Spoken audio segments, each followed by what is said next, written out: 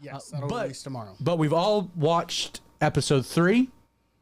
And so let me start with you, Spice. What are your thoughts on the 3rd episode?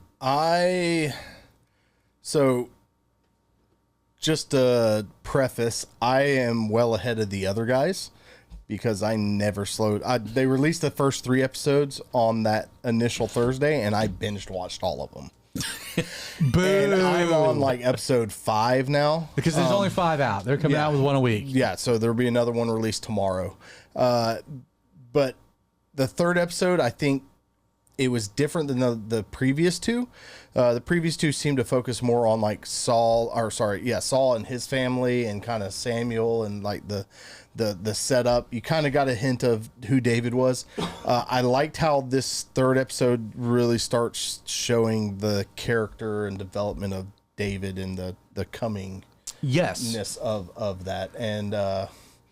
And one of my favorite parts is the buildup of the conflict between the Israelites and the Philistines. You can just see it all coming together.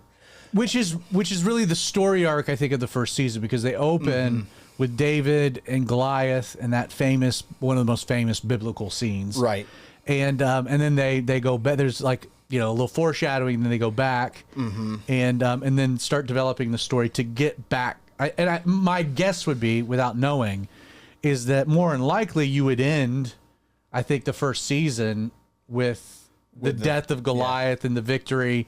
And then you get to the second season, and now it's David Sloan is, Saul has thousands and David has 10,000s, and then David being more in the palace and having spears thrown. Like you could make the next season really about that, to the point where maybe you end the second season where then he goes on the run on the lamb. Right. So again, I think if you're looking at this on a multiple season arc, which is what I really hope it is, I like the pace. Yeah. I like the second episode. We talked about this last week, developing character profiles, and I'm fine even with the creative license for that. I'm okay with that. Before we get to because we kind of need to recap the synopsis of the 3rd episode. Creighton, you and I went back and watched the second one, because last week you were not into the second episode at all. Right. But we rewatched it, and I think you have like some new thoughts on it.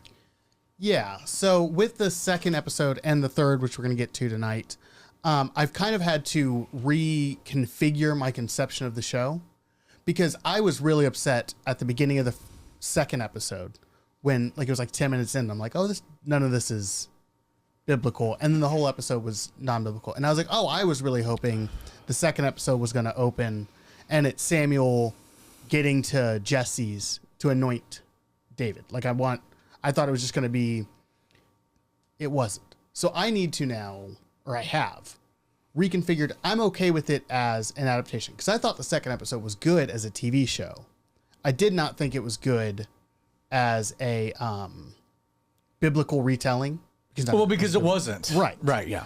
But with this 3rd episode, because I really enjoyed the 3rd episode, now that I'm taking it more as I don't want to say less faithful, but more embellished. Well, you're leaning into the license, the creative license. Now that I'm leaning into the license, I liked the second episode a lot more on my second viewing, and I really enjoyed the 3rd. I'm interested to see what they do. I really enjoyed all of the stuff around the Philistines, which we'll get to. I don't want to spoil it, but I really enjoyed that. I thought that was really cool. I thought the Ruth connection was really neat. We'll get to that. Don't get too far. That before. Don't get too far ahead of that. So yeah, now that I'm recontextualizing it into, because the first episode, there was so much of it that was like my favorite part of the first episode was that they took Samuel's speech to Saul. Almost verbatim. Yeah. Verbatim. I loved that. It was great. And then the second episode was kind of like cold water. So I had to kind of, now that I've warmed up to it a bit. You saw it differently. Well, I think for me, like the character development thing, going back to that, the character development of the Philistines, because as an archaeologist, even in historians, the Philistines are still relatively a mystery to their culture and stuff like that. Yeah. I mean, we have some theories that they're probably from Crete or one of the Greek Isles, but like other than that, And they were advanced into the Bronze, and the Iron Age versus the Bronze Age. And I yeah. like how they're developing the Philistines in this. The five kingdoms that are Right. kind of independent but a partnership. So a quick just synopsis of episode 3 is the episode begins kind of wrapping up David's story with the lion. You know, it kind of begins there and kind of concludes that, wraps that up, and you kind of understand it a little bit better. And then it segues into kind of the fallout that's happening with Saul, where the Spirit of God has been removed from him and he's been handed over to a distressed spirit, and what that actually kind of looks like and how that's playing out within the court, within the capital, within the government itself, how Jonathan's dealing with it. So there's several varieties of that. I like some of the character development with Michael, having a bit of a spiritual intuition. She seems like the much kinder, connected. She's the one that falls in love with David, becomes his first wife. That plays out, which it's very cool tragedy, really, in its own way, over what could be several seasons where we will see this play out. And then it starts with like, so the Philistine king of Gath, is looking for new gods that will lead the armies of the Philistines into battle. And so he's going out looking. And so there's this whole scene where he comes to the cave that the Anakim are residing in, meets the mother of Goliath. So there's this whole scene with Goliath, which we'll talk about in some detail. And then it transitions back to more of Saul losing his mind, and then also Samuel, the Lord coming to Samuel saying, "Get over your mourning. It's time for a new king." And so we see David. We see that whole scene where they sacrifice. He goes through the sons, and none of them, are the anointed of the Lord.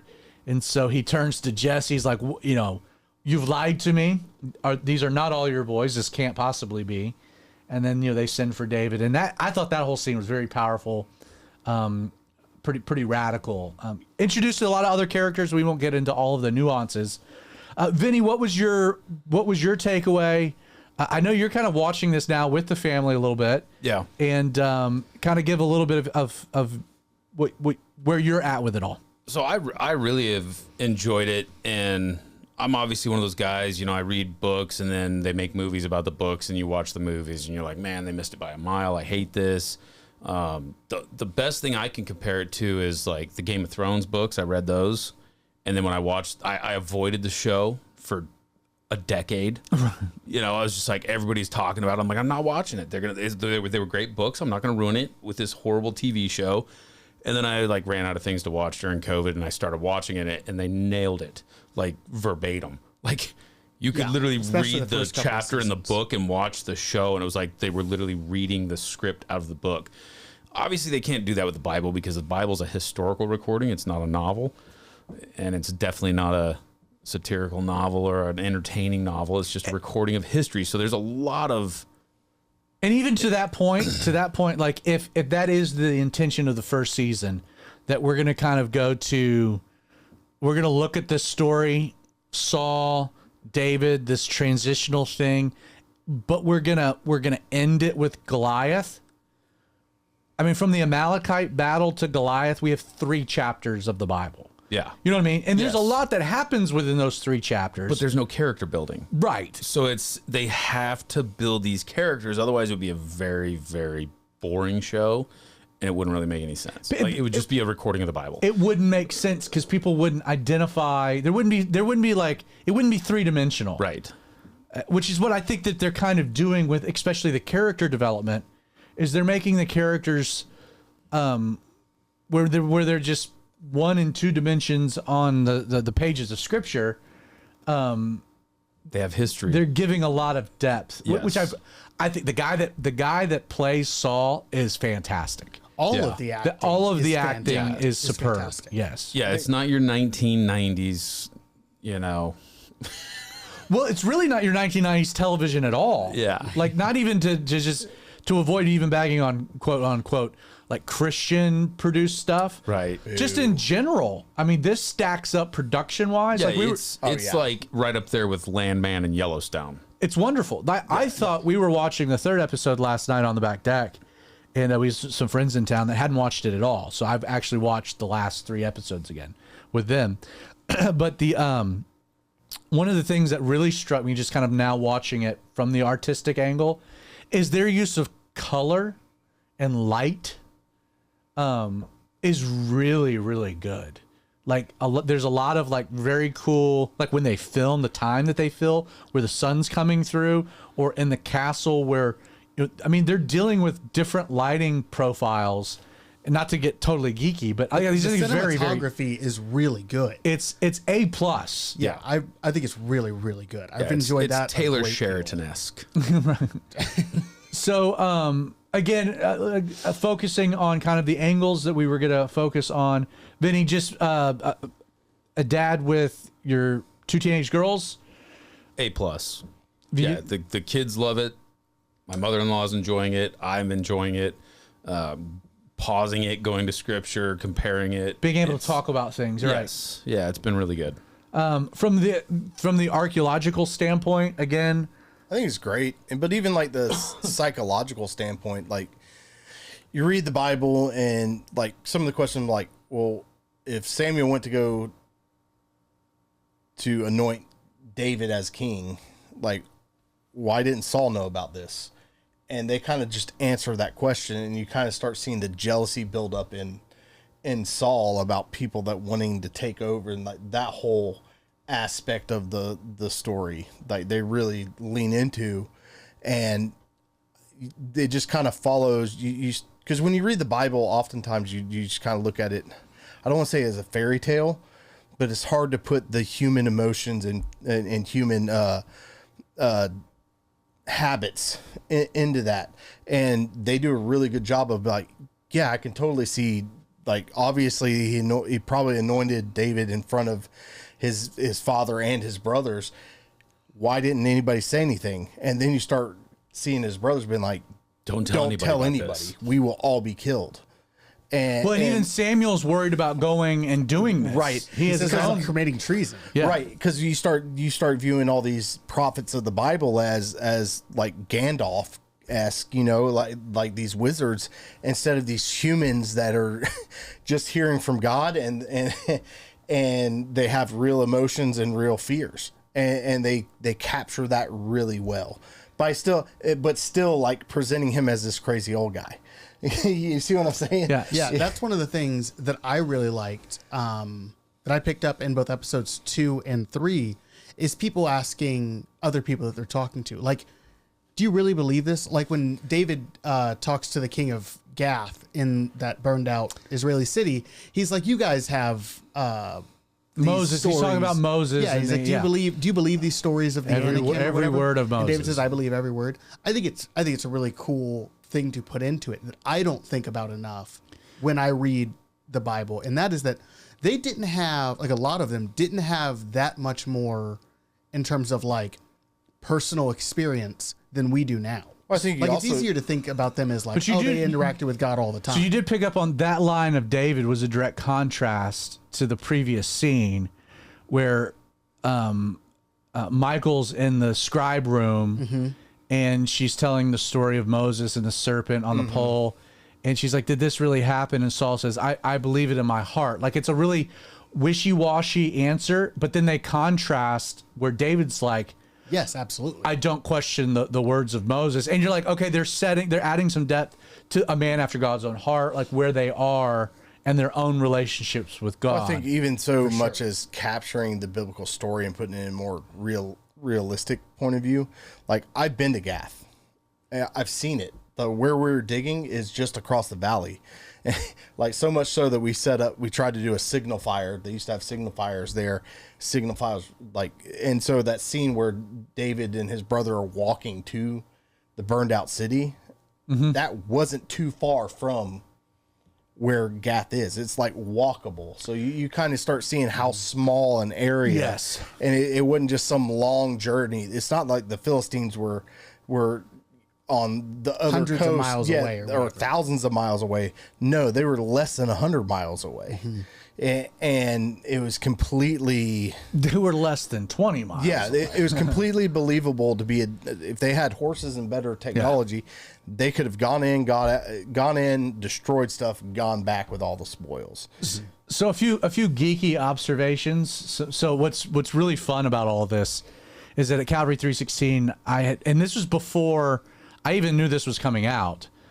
We started a series a couple months ago called The Harmony of Histories, and we're doing a verse by verse study through 1st and 2nd Samuel, 1st and 2nd Kings, and then we'll be bringing in the relevant passages in 1st and 2nd Chronicles to harmonize. So it's the harmony of his stories or histories, and like it just happened that what I'm teaching is like hitting these episodes. Yes. And yeah, so- episode 1 matched your sermon that Sunday. and Perfectly. And what the 3rd episode is absolutely what I'm teaching on this Sunday. That's awesome. So it's a lot of fun. And a friend of ours, I asked her last night, I said, what's your takeaway from episode 3? She's like, thought provoking. Like, it made me think about some things in a different way than I had before.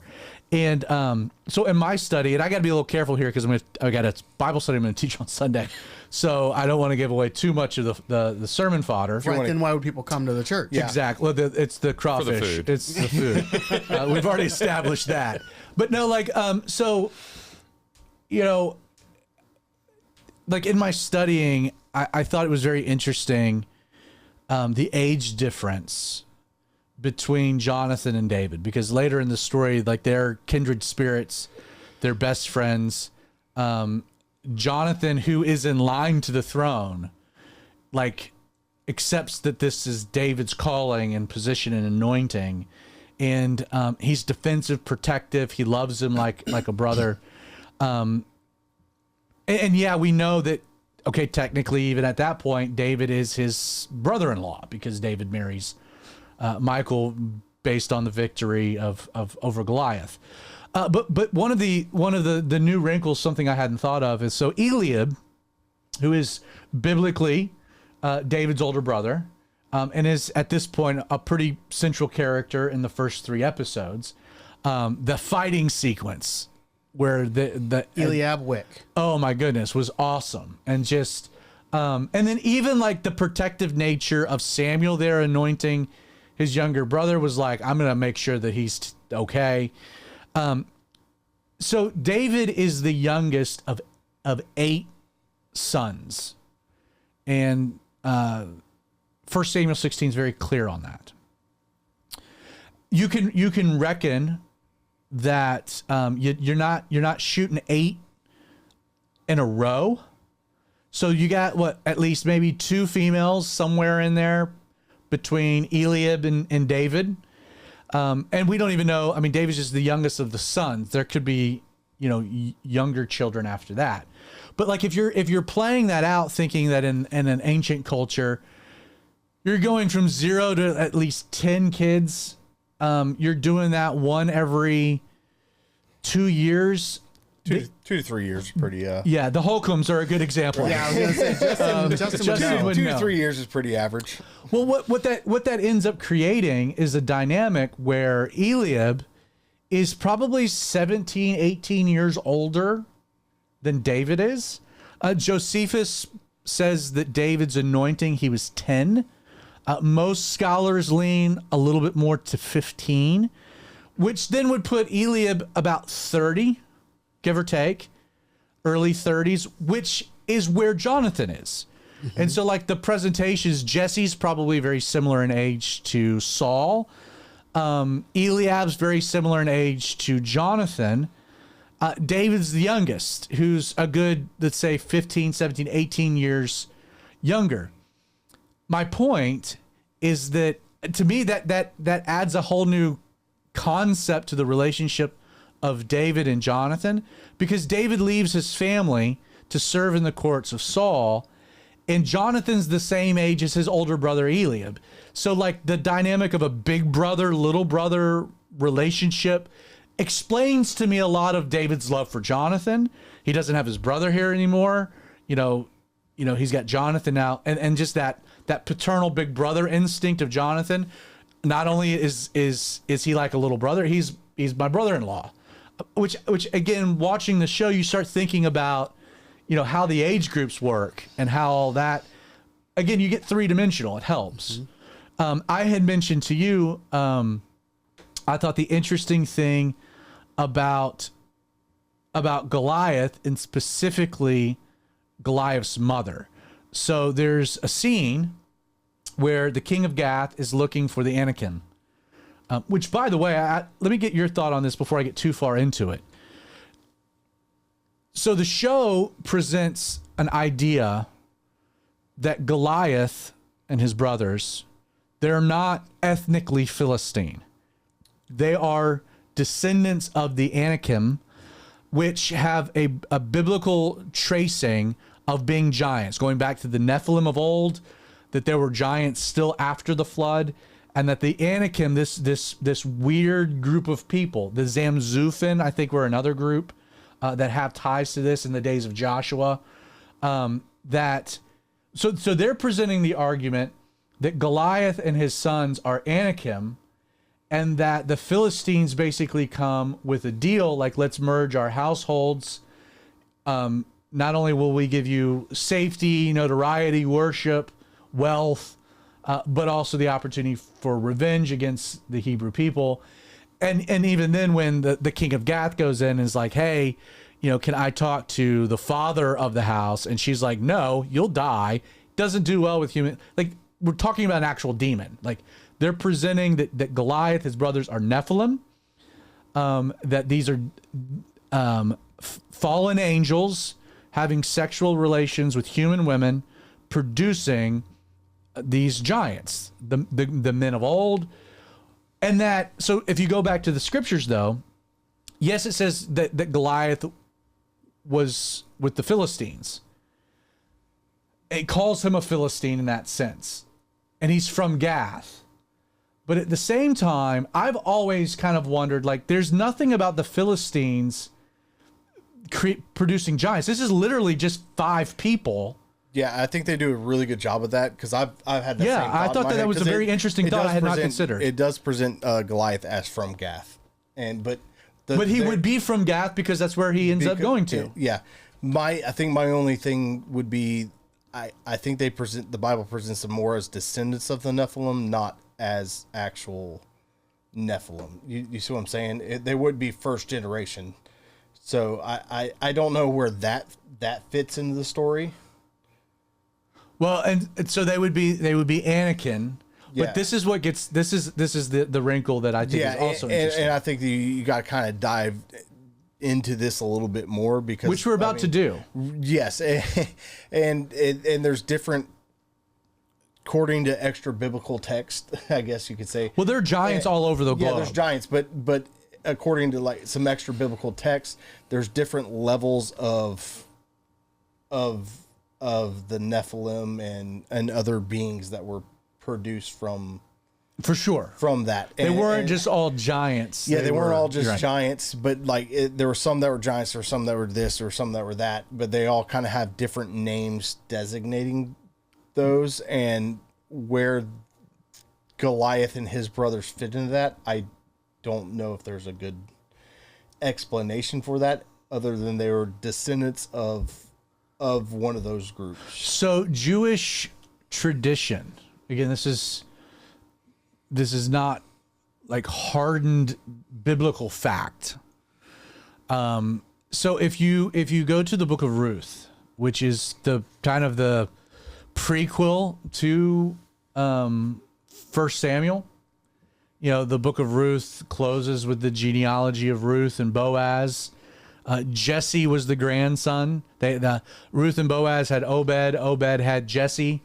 Jesse had David. Like, so the whole story of Ruth is to introduce us to this genealogy, this lineage, that then we get to 1 Samuel and it picks up. Like, when you're reading through 1 Samuel and you're introduced to Jesse, it's like, wait a second, if I've been reading through the Bible, I know who this is. Like, this is a descendant of these people.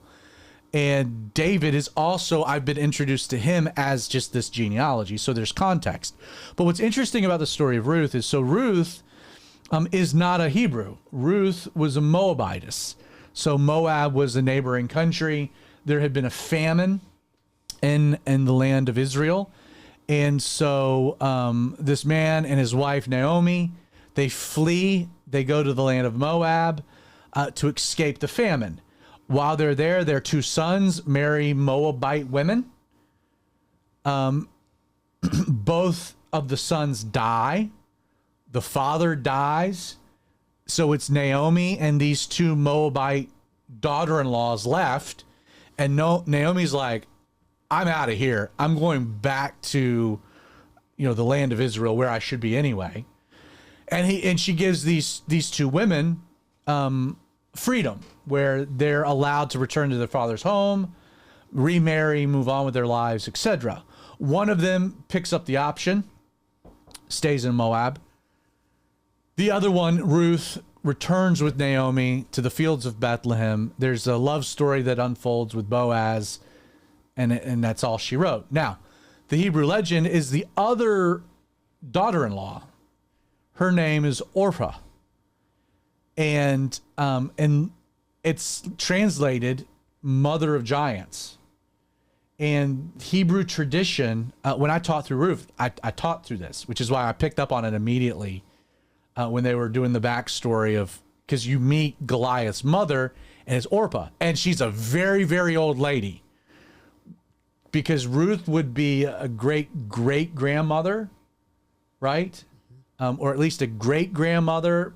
So she would be very elderly. But they make Orpah very elderly, but they use the name. And she introduces the king of Gath to her sons, which is Goliath. I just thought that was a very cool wrinkle where they kind of really did bring in, again, if we're going to use creative license, going back to our rules for creative license, have some validation behind it. Part of the third episode, everybody hates the continuation of the whole David's mother angle. They make it even a little worse by the accusation of Samuel to Jesse. The elders of Bethlehem, mentioned that, Jesse had married or had a child with the enemy of Israel, one of the enemies of Israel. And then even Samuel makes the comment to Jesse, "This is the son of your shame," as if there's some, that David is a bastard, that this was, it just gives that she's a Gentile even. I did a lot more research into this whole thing this week. I'm trying to be fair.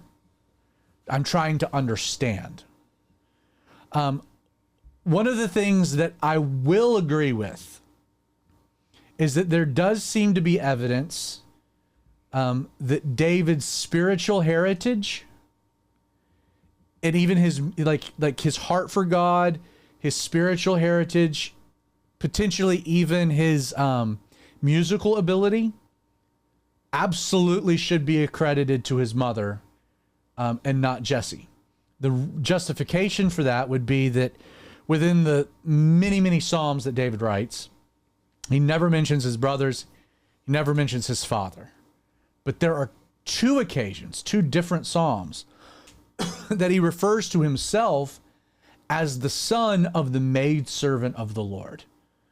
And so there are two references that David makes within his own writings, referring to his mother as the maidservant of the Lord. Now, that just could be kind recollection or whatnot, but the Talmud, Mishnah pick up on that and attribute his spiritual heritage very much to his mom. David's name means beloved. Her last son, the beloved, the apple of her eye. All of the others are older. She spends more time with David. So I can concede some of that.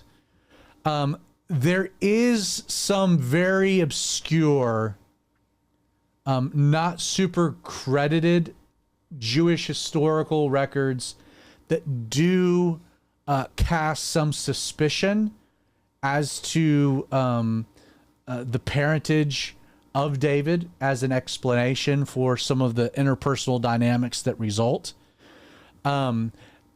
Nobody says that he's a bastard child.